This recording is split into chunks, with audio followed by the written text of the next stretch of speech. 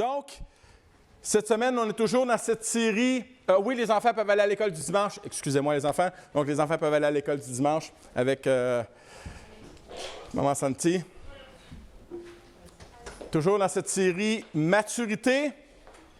Et c'est l'histoire d'un petit garçon qui est très curieux et qui va dans la cave de la maison de son grand-papa. Il va dans la cave et il voit un bocal avec un 2 $ dedans.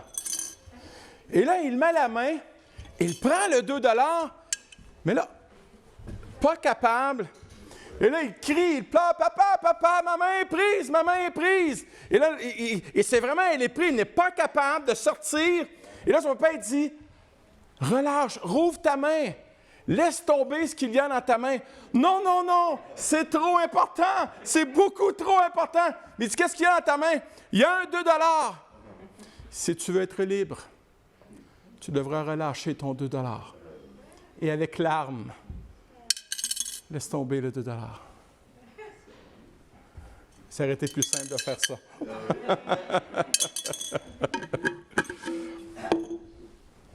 Alléluia. Cette histoire révèle plus une attitude de cœur qu'une attitude de main.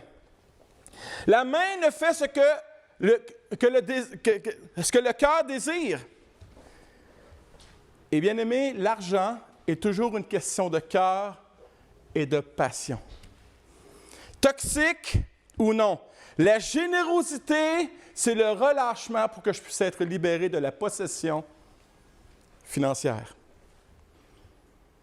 Je vais toujours investir mon argent dans ce que j'ai à cœur ou dans ce qui me passionne. Et cela va devenir une priorité dans ma vie et quelquefois même une obsession. Particulièrement, je l'ai été dans le passé. J'étais un collectionneur de choses sportives et des fois, je me couchais la nuit et là, je pensais, sur tel site, il doit y avoir telle chose. Puis là, il fallait que jusqu'à temps que je revienne d'un voyage en Haïti, j'ai réalisé, non, que je pouvais me débarrasser des 3/4 des choses que je possédais, je serais encore pleinement heureux. Et j'ai été vraiment libéré à ce moment-là de l'aspect matériel dans ma vie. Eh bien oui, est-ce que nous sommes matures dans nos finances? Est-ce que nous sommes responsables dans nos finances? Ah, merci, merci, merci. Une statistique dit ceci. Ici en Amérique du Nord, moins de 1% des gens qui vont à l'église tous les dimanches donnent la dîme. Moins de 1% des églises en Amérique du Nord donnent la dîme. Et de ce 1%, on estime que généralement que les 2/3 du budget des églises dans le monde viennent de 69 ans et plus. Et cette statistique-là m'a fait réaliser que, wow, il y a un entre-deux là où il y a quelque chose qui se perd. Et Lévitique 27:30 nous dit « Toute dîme appartient au Seigneur. » C'est une chose. Et là, je vous entends. « Oui, mais on n'est plus sous la loi. » Effectivement. Vous avez pleinement raison. Nous ne sommes plus sous la loi. Nous sommes sous la grâce. Mais son principe demeure. La dîme est donc passée du statut d'obligation légale à celui de devoir moral, sur une base totalement volontaire, totalement d'amour. Il est vrai que nous ne sommes plus sous la loi, mais sous la grâce. Mais nulle part cette grâce nous enseigne à aller au-dessous de la loi. Ou de ne rien donner du tout. Pour moi, personnellement, et j'espère que vous allez le saisir ce matin, la dîme de la loi est simplement le point de départ de la générosité sous la grâce. Je le répète. La dîme de la loi est simplement le point de départ de la générosité sous la grâce. Je ne donne plus selon la loi, je ne donne plus parce que je suis obligé, mais je donne parce que j'aime mon Église et parce que je veux voir le royaume de Dieu progresser. 1 Corinthiens 16:2, on est toujours dans l'Épître aux Corinthes. Que chacun de vous, le premier jour de la semaine, mette à part chez lui ce qu'il pourra selon sa prospérité, afin qu'on n'attende pas mon arrivée pour recueillir les dons.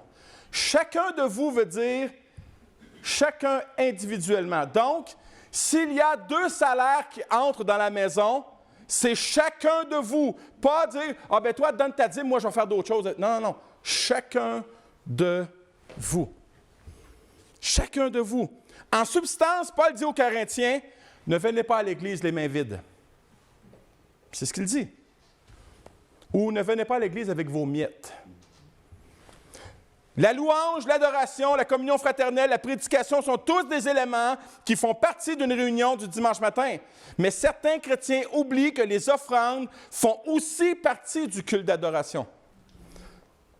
Est-ce que j'adore le monde avec mon argent ou j'adore Dieu avec mon argent?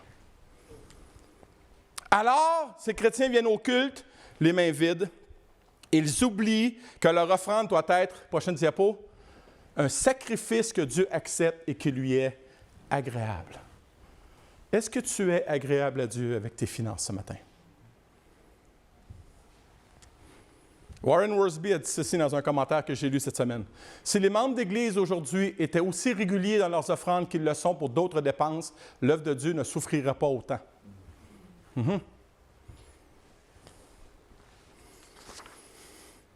Suis-je mature par rapport à mes finances? Est-ce que je gère mes finances selon les principes de ce monde ou selon les principes du royaume? Est-ce que je gère mes finances selon mes propres principes à moi? Est-ce que Dieu fait partie de mes finances?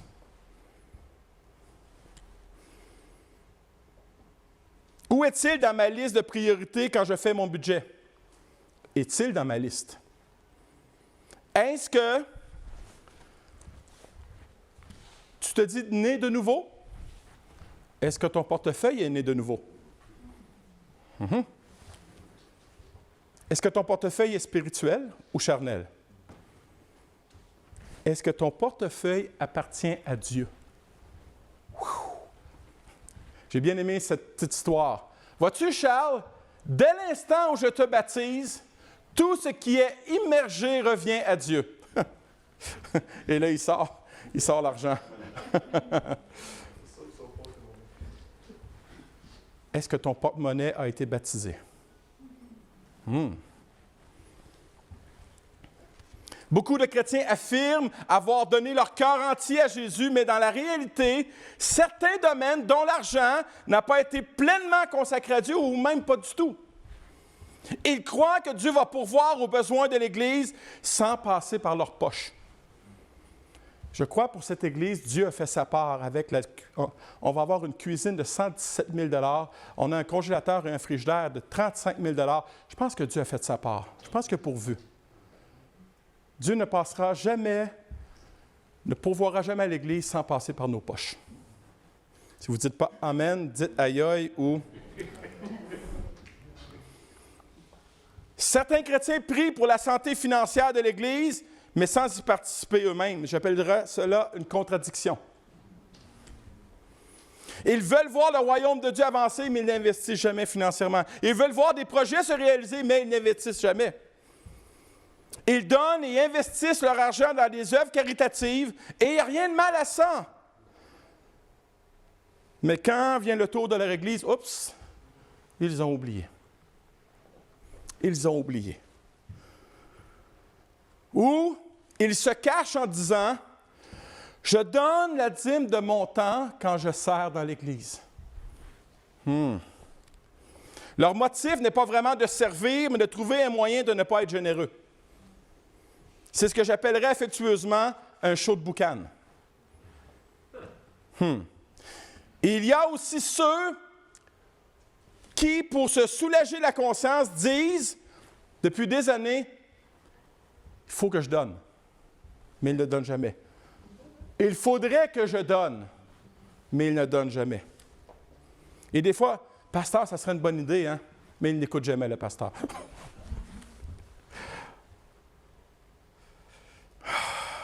Et même des fois, il y en a qui m'ont dit à moi que Dieu leur avait mis à cœur de donner et qu'ils ne donnent pas encore. Oui, mais pasteur, comment tu le sais? Tu ne regardes jamais les enveloppes. Non, mais je regarde le montant qu'on ramasse à l'église à tous les dimanches. Et quand le montant n'est pas à la hausse, ça veut dire que les gens n'ont pas commencé à donner.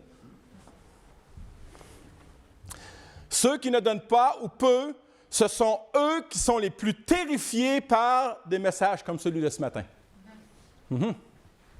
Il y a même des gens, maintenant je ne l'annonce plus parce que quand je l'annonçais avant, pas ici, mais quand j'étais dans le message Shawinigan, il y avait un nombre d'absences très. C'était incroyable. Les gens ne venaient pas. Je repose la question ce matin. Est-ce que je suis mature dans le domaine de mes finances?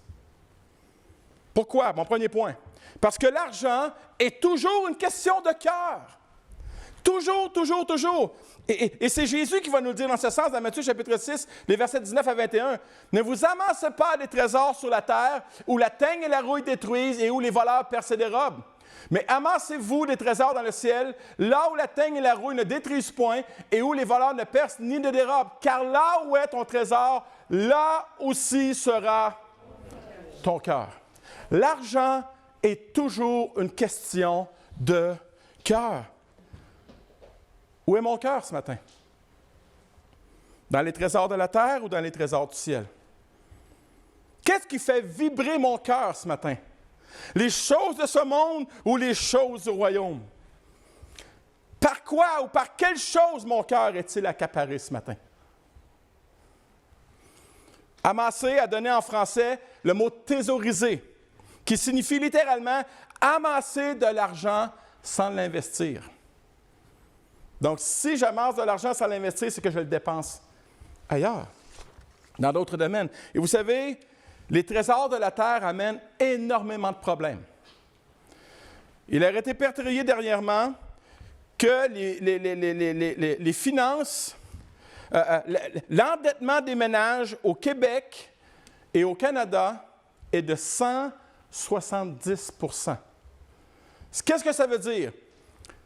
Quand je reçois ma paye, je prends 100 % de cette paye pour mes dettes. Quand je reçois l'autre paye, je prends 70 % de cette paye pour mes dettes. Donc, il ne me reste plus grand-chose pour le royaume de Dieu. Pourquoi? Parce que c'est mes dettes qui sont devenues mon trésor. Et mon trésor était peut-être dans ma cour, dans mon garage, dans ma cave, dans ma garde-robe. Où est mon trésor ce matin? Et certains chrétiens sont dans cette vague, dans cet endettement où les cartes de crédit sont loadées. Et au lieu de remplir leur enveloppe d'offrandes et de dîmes, ils remplissent leur carte de crédit de dette.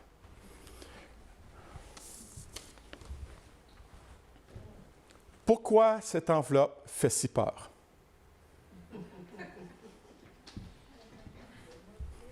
Pourtant, elle ne cause aucun souci.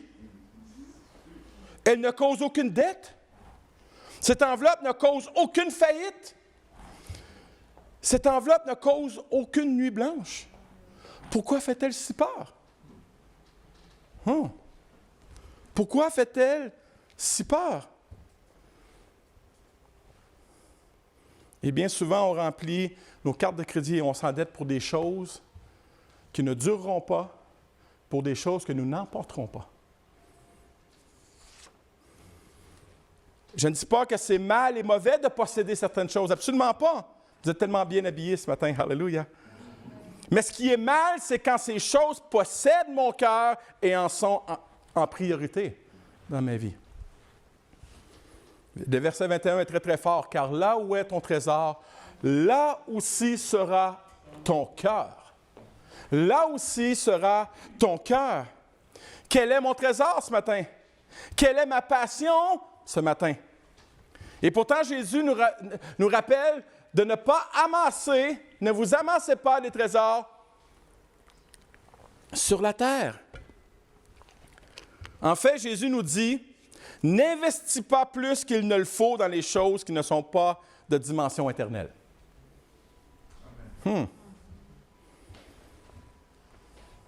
Pourquoi? Parce qu'un Timothée 6,7 nous dit ceci. Nous n'avons rien apporté dans ce monde et il est bien évident que nous n'emporterons rien le jour où nous le quitterons. Est-ce que c'est évident pour moi ce matin? Est-ce que c'est évident pour moi ce matin? Souvent, mon problème commence quand j'investis dans les choses que je désire. Les besoins ne sont jamais un sujet d'endettement, hein? C'est mes désirs qui m'endettent. Il y a une grande différence entre mon besoin et mon désir. Et moi, ce n'est pas moi qui gère les finances chez nous. Je dois le confesser, je suis un dépensier compulsif. Moi, je trouve toujours des besoins à mes désirs.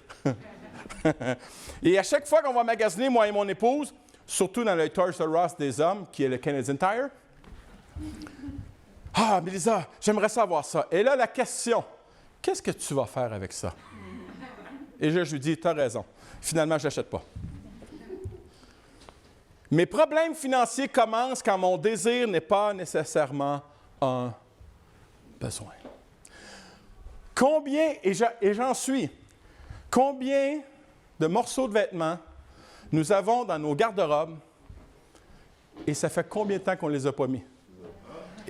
Et un expert dit, si ça fait 3 mois que tu ne l'as pas mis, envoie-le dans une friperie, tu ne le mettras plus. Et combien de choses nous avons dans nos maisons avec des au cas où? Ça pourrait être utile. Et finalement, c'est jamais utile. Tu t'en débarrasses, et c'est quand tu t'en débarrasses que tu en as besoin. Ah! Ça sent le vécu ici ce matin. J'ai acheté un livre dernièrement, il y a peut-être 1 an, c'est pas un livre chrétien, tu peux y aller. C'est pas un livre chrétien. C'est un livre d'un expert en comptabilité.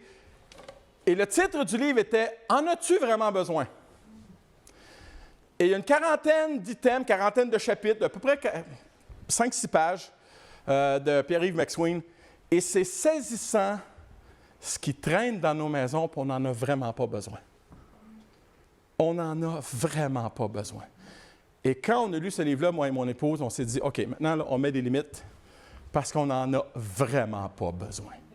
Mais vraiment pas besoin. Et c'est là, il n'est pas chrétien, mais lui, il a compris ce que l'apôtre Paul dit. Si j'ai le vêtement et la nourriture, cela me suffit.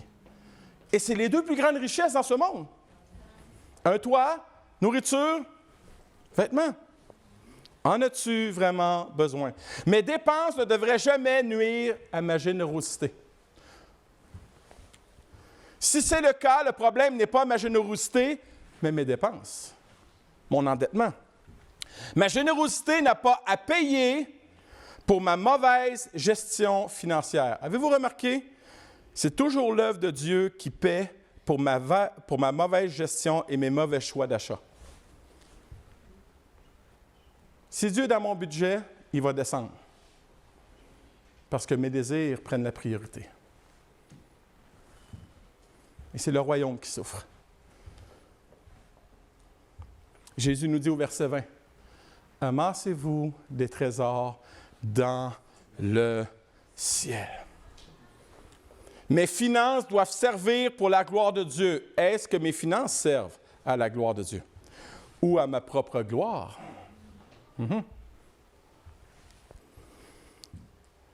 Est-ce que mes finances servent pour le bien des âmes qui ne le connaissent pas? Pour le bien des âmes qui le connaissent aussi? Les dîmes et offrandes peuvent aider des familles ici dans l'Église. Et savez-vous, c'est quoi les trésors dans le ciel? Il y a un seul trésor dans le ciel. C'est les âmes. Il n'y a rien de matériel qui va rentrer dans le ciel. Rien du tout. Même nos corps matériels, nos corps charnels vont pourrir dans la tombe. C'est un corps spirituel qui va ressusciter. Donc, Jésus, ce n'est pas pour rien qu'il dit « Ne vous amassez pas les trésors sur la terre, mais amassez-vous les trésors dans le ciel, qui sont quoi? Des âmes. » Si tu es gêné d'évangéliser, investis dans ton Église, on va évangéliser à ta place. Mais au moins, tu auras une part. Ma priorité financière devrait toujours être le royaume de Dieu. Et Jésus nous l'a dit dans ce sens. Cherchez premièrement le royaume et la justice de Dieu et toutes ces choses terrestres vous seront donnés par-dessus. Est-ce que mes finances cherchent premièrement le royaume de Dieu? Est-ce que mes finances cherchent premièrement le royaume de Dieu? Quand je fais mon budget, est-ce que Dieu est en haut de la liste pour avoir mes prémices, le meilleur de mes finances, ou bien en bas de la liste pour avoir mes restants ou rien du tout?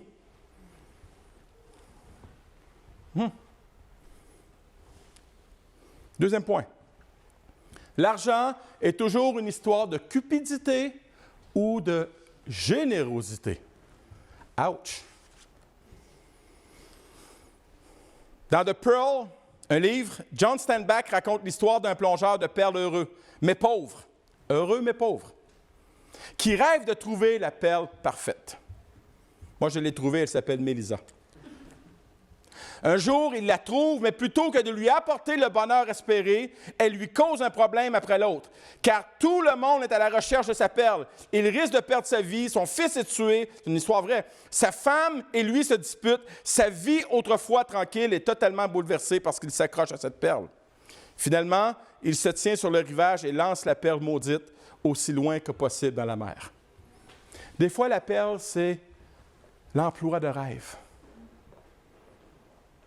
Est-ce que cette perle, cet emploi de rêve, t'apporte plus de problèmes qu'il t'apporte de bonheur?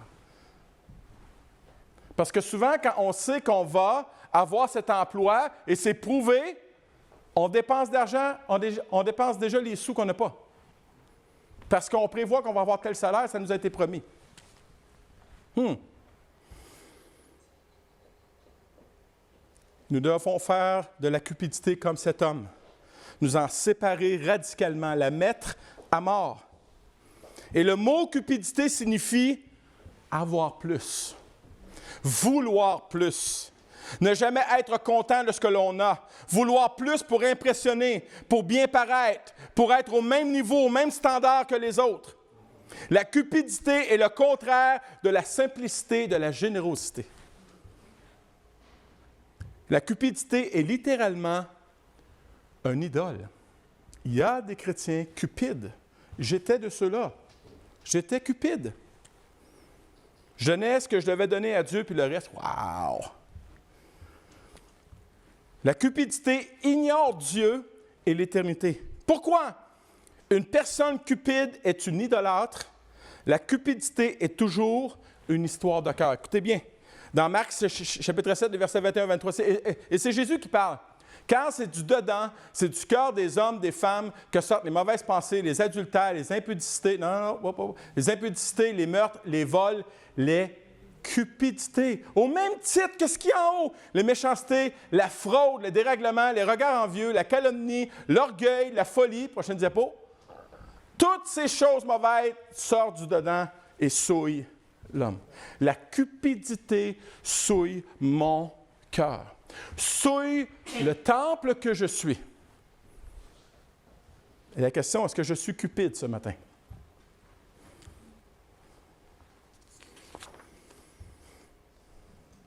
L'apôtre Paul nous le dit dans ce sens, dans Colossiens chapitre 3, verset 5. « Faites mourir ce qui dans vos membres est terrestre. La cupidité est une idolâtrie. »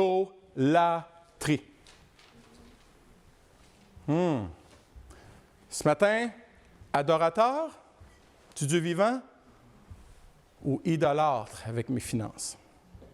Lequel des deux j'adore?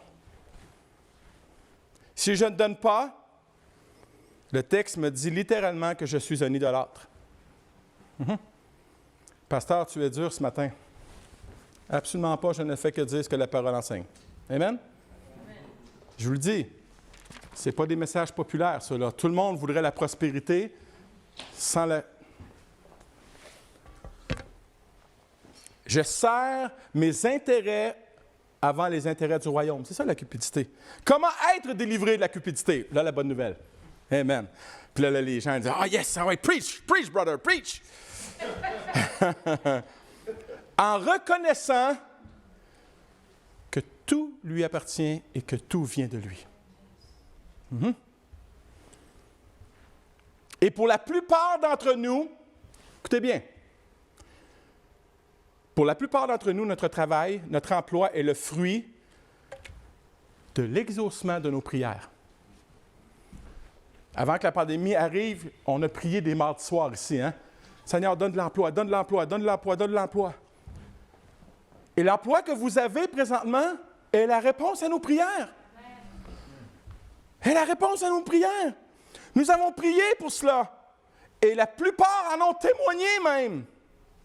Nous avons loué et béni Dieu pour cela. Et maintenant, où en sont les fruits? J'imagine le cœur de Dieu. On a prié, Dieu a donné un emploi. Il n'en voit jamais les fruits. Imagine le cœur du papa qui n'a pas de reconnaissance, pas de remerciement, pas de louange.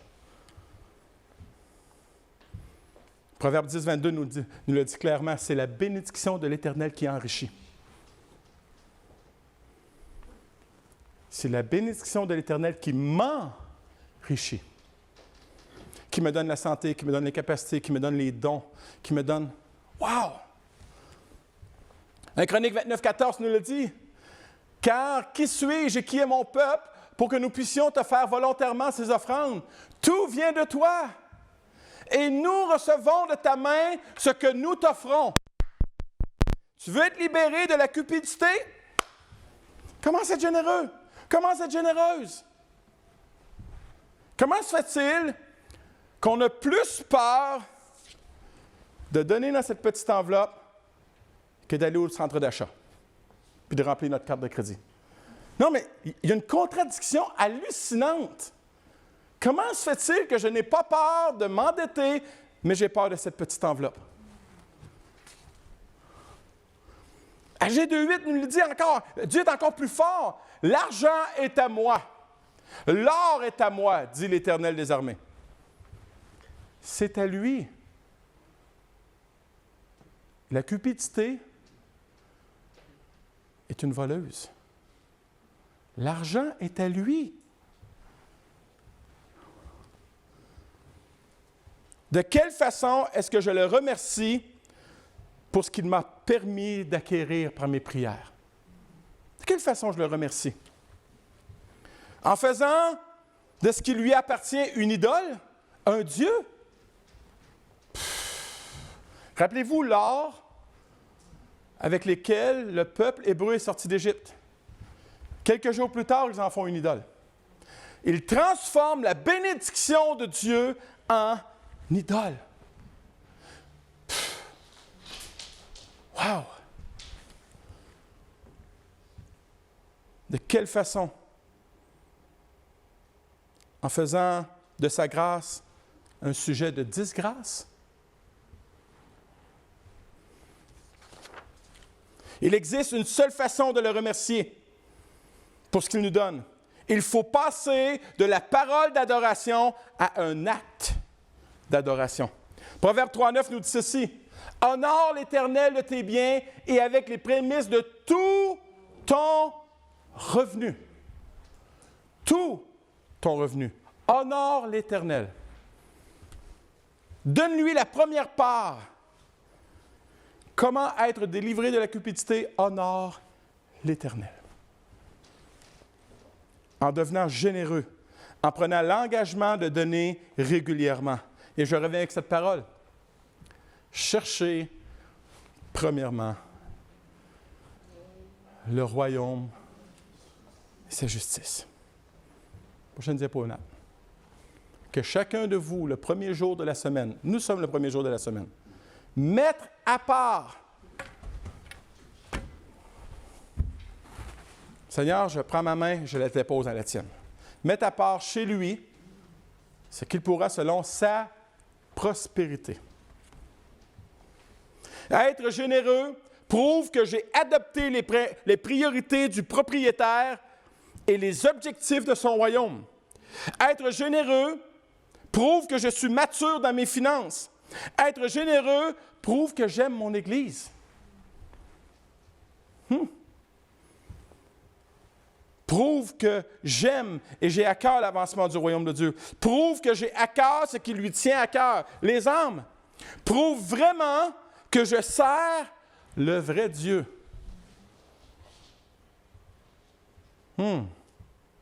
Qui sers-tu ce matin?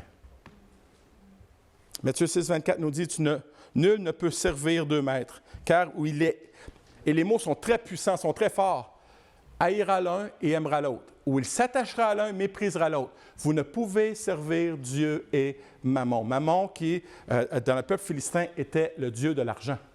C'est impossible que tu puisses servir Jésus, dire que tu aimes Jésus, alors que tu n'es pas généreux avec ton argent. Impossible. C'est la parole qui le dit.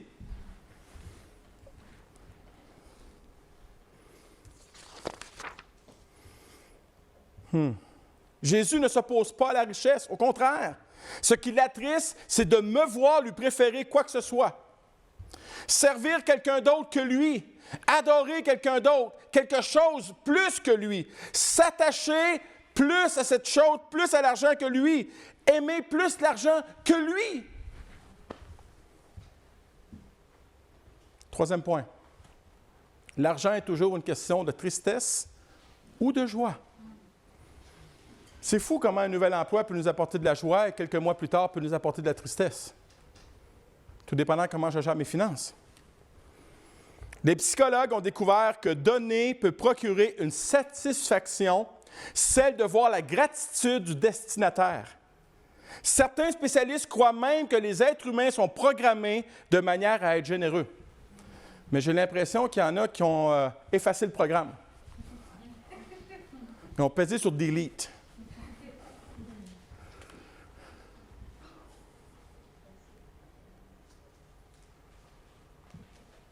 Tu ne peux pas être joyeux, joyeuse en investissant dans les choses, dans les trésors de ce monde. Prochaine diapo. Il a fallu à John Rockefeller, un milliardaire, un demi-siècle de vie maladive, d'agitation, de misère et de naufrage pour découvrir les secrets de base d'une vie réellement heureuse. Il avait tout sacrifié à la réussite, son bonheur aussi bien que sa santé, mais personne ne l'aimait. Détesté de tous, à 53 ans, dans une nuit d'insomnie, il fit la saisissante découverte qu'en passant dans l'autre monde, il ne pourrait emporter de sa fortune la moindre petite pièce et que l'argent n'est pas quelque chose qu'on accumule pour soi, mais qu'on partage pour le bien d'autrui. John Rockefeller. Dès le matin, il transforma son argent en bienfait en soutenant des causes qui en étaient dignes. Il déversa des centaines de millions de dollars sur les universités, les hôpitaux, les œuvres missionnaires pour des millions de personnes dans le besoin et il jouit en retour de la reconnaissance de ceux qui l'aidaient. Un courant de santé revint en lui, il retrouva le sommeil, l'appétit et c'est seulement à 98 ans, lui, l'homme condamné à brève échéance, qu'il quitta ce monde. Donner, c'est bon pour la santé. Donner ne devrait pas nous inquiéter. Donner devrait être libérateur. Je n'ai jamais passé de nuit blanche un samedi soir parce que je devais donner le dimanche matin. Je passe des nuits blanches le samedi soir parce que je suis préoccupé de ce qui va se passer le dimanche matin.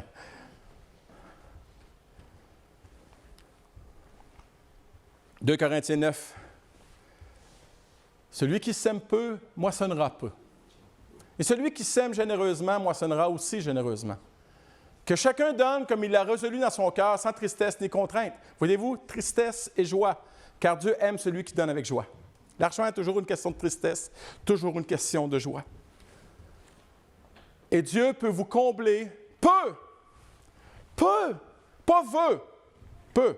Il n'est pas obligé de nous récompenser parce qu'on donne, mais il peut le faire. Il peut vous combler de toutes ses grâces. Toutes signifie toutes. Afin que, possédant toujours en toutes choses de quoi satisfaire à vos besoins, vous ayez encore en abondance pour toute œuvre bonne. Autrement dit, il va te bénir encore plus pour que tu bénisses encore plus. Et vous savez, c'est quand même curieux, des gens, des frères et des sœurs que j'ai connus, que je connais, qui ont la foi pour que les gens soient guéris, qui ont la foi que Dieu peut ressusciter les morts, mais qui n'ont aucune foi pour ça. Personnellement, je crois que ça prend plus de foi pour que Dieu ressuscite un mort que je puisse déposer mes sous là-dedans. Personnellement. Ça ne me demande pas beaucoup de foi là-dedans. La générosité de Dieu envers moi a toujours pour but que je sois généreux de sa générosité. La joie que Dieu éprouve dans ma générosité envers moi devrait se transformer en générosité pour l'avancement de son royaume. Est-ce que je suis, ce matin, est-ce que je suis généreux de sa générosité?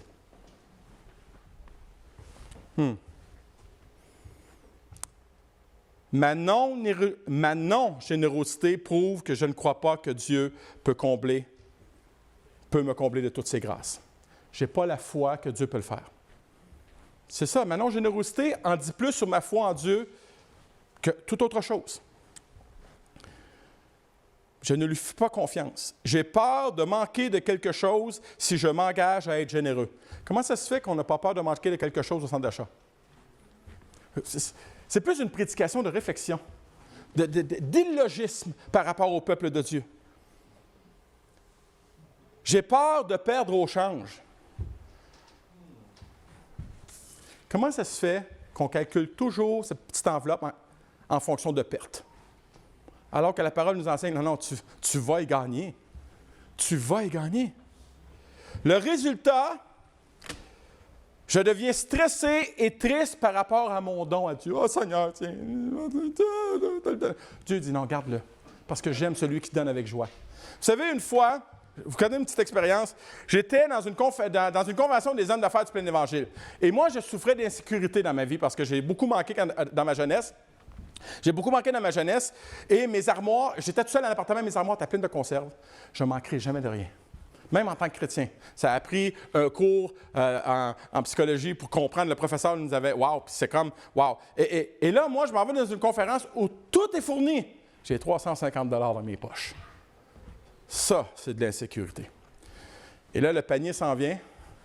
Et Dieu dit, tu vas prendre tout ce qui est dans tes poches, ta sécurité, tu vas le mettre dans l'enveloppe. Et plus le panier s'en vient, plus je suis terrorisé.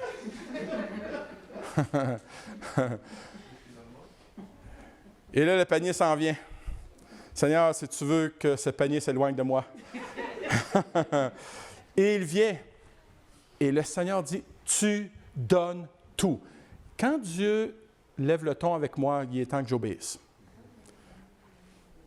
J'ai 350 $. Mais vous savez quoi? Ah non, pas avec joie, du tout. Du tout, je dois confesser. Il n'y avait aucune joie. C'était plutôt au niveau de la loi, je peux vous le dire. Mais la joie est venue après. Libéré. Je ne pouvais plus tenir aux 350 $ que j'avais parce que je n'avais plus.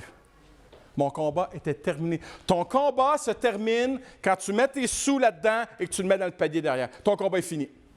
Et la joie revient, la liberté revient. Parce que Acte 20-35 nous dit ceci. Il faut se rappeler les paroles du Seigneur qui a dit, il y a plus de bonheur à donner qu'à recevoir. Est-ce que tu expérimentes ce bonheur ce matin? Est-ce que j'expérimente ce bonheur ce matin? Le bonheur, il est où? Il est là. Il est où le bonheur? Il est où? Il est là. Mais non, mais c'est pas moi qui le dis, c'est Jésus. Il est là, le bonheur. C'est dans la joie de donner. C'était même pas dans mes notes. Alléluia. Et je termine avec ceci. Beaucoup de gens vont investir frauduleusement dans les paradis fiscaux pour éviter le fisc. J'aimerais dire que vous pouvez investir légalement dans un paradis fiscal. Dans un paradis où tout est légal et dans un paradis où je vais recevoir une grande, grande bénédiction. Peut-être pas autant matériellement que financièrement, que la paix, la joie de voir que mes finances font une différence dans mon Église, font une différence dans une vie, font une différence dans un ministère, font une différence dans une famille. Hébreux 13-16 nous dit, Hébreux 13-16, qui nous dit, « Et n'oubliez pas la bienfaisance et la libéralité, car c'est à de tels sacrifices que Dieu prend plaisir. » Hébreux 13-16, « N'oubliez pas.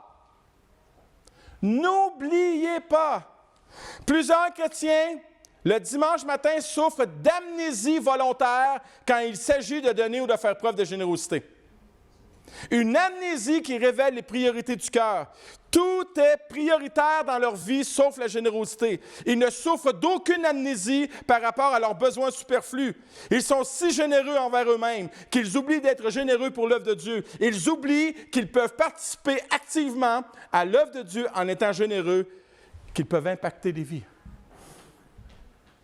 N'oubliez pas la libéralité. N'oubliez pas la générosité. Pourquoi? Parce que oui, Dieu peut pourvoir. Absolument. Mais il ne le fera pas sans nous. Écoutez bien cette histoire. On raconte qu'un pasteur s'est arrêté un jour pour admirer le jardin de l'un de ses paroissiens. « Les œuvres de Dieu ne sont-elles pas merveilleuses? » dit-il. Le paroissien réfléchit un moment avant de répondre « Oui, effectivement, mais vous auriez dû voir le jardin lorsque Dieu s'en occupait tout seul. » La part de Dieu, la part des hommes. Et vous savez, je suis de ce pasteur qui investit dans son Église. Mais que des fois, je suis limité parce que les moyens financiers sont limités. Quelle est la raison pourquoi je ne donne pas ce matin? Ne me regardez pas moi, mais regardez Jésus face à face, yeux dans les yeux. Et il te pose la question ce matin, pourquoi tu ne donnes pas? Quelle est la raison pourquoi je ne donne pas ce que je devrais donner? Je donne, mais les petites miettes. Donc, si tu crois à ton Église, si tu crois à Dieu, si tu crois à l'avancement de son royaume, je t'encourage dans les prochaines semaines à prendre une boîte d'enveloppe. Cette enveloppe qui te fait si peur, qui te terrorise, ne te fera jamais aucun mal parce qu'elle est déposée dans les mains de Dieu. On a chanté le chant tantôt, juste le piano. Je te donne tout. Je te donne mon cœur, il ne m'appartient plus. Et je blaguais cette semaine. Je te donne mon cash, il ne m'appartient plus. Et c'est la vérité. L'argent que tu as ne t'appartient pas, la Bible dit.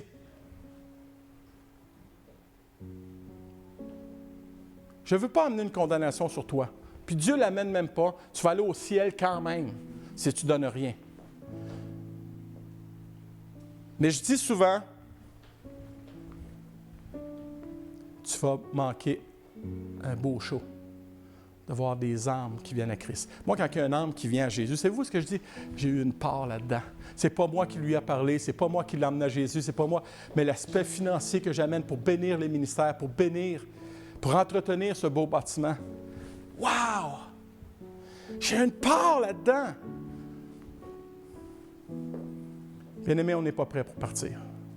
Mais j'aimerais vous annoncer dans quelques semaines que les dîmes et offrandes ont fait ça. Puis qu'on y pense. Mais tant que les dîmes et offrandes ne feront pas ça, on va rester ici. Présentement, on a 2 réunions, on pourra faire 3 réunions. Ce serait bien moins compliqué d'aller dans un bâtiment de 200 places pour faire une belle réunion. Est-ce qu'on peut se lever ensemble ce matin? Seigneur Jésus, c'est un message qui n'est pas facile à prêcher, mais c'est pas... Et je suis conscient pour ceux qui sont ici ce matin, c'est pas facile à recevoir, mais c'est nécessaire, Papa. Parce que le royaume de Dieu n'avancera pas avec les mains vides.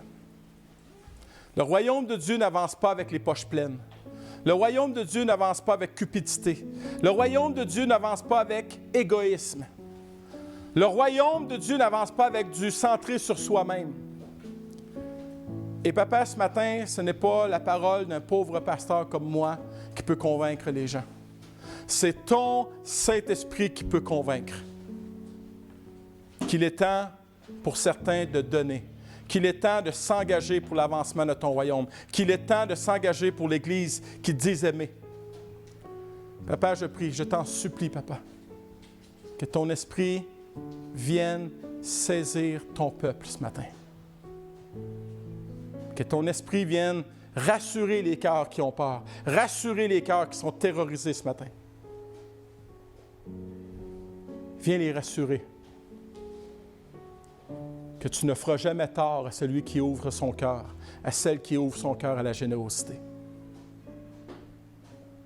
Que tu vas ouvrir les écluses des cieux et que tu vas faire abonder une abondance de bénédictions sur chacune de leurs vies. Papa, à l'Église, Nouveau Départ a besoin de chacun, chacune. Et j'en m'en recommande à toi, Papa. Toi seul peux convaincre. Toi seul peux saisir. Alors, Papa, que tu puisses, en terminant cette réunion, agir en Seigneur, en Roi, sur les finances de ton peuple. Dans le nom de Jésus, le peuple de Dieu dit Amen. Est-ce qu'on peut chanter ce refrain? Prends mon cœur, prends mon âme, prends mon cœur, je te donne tout.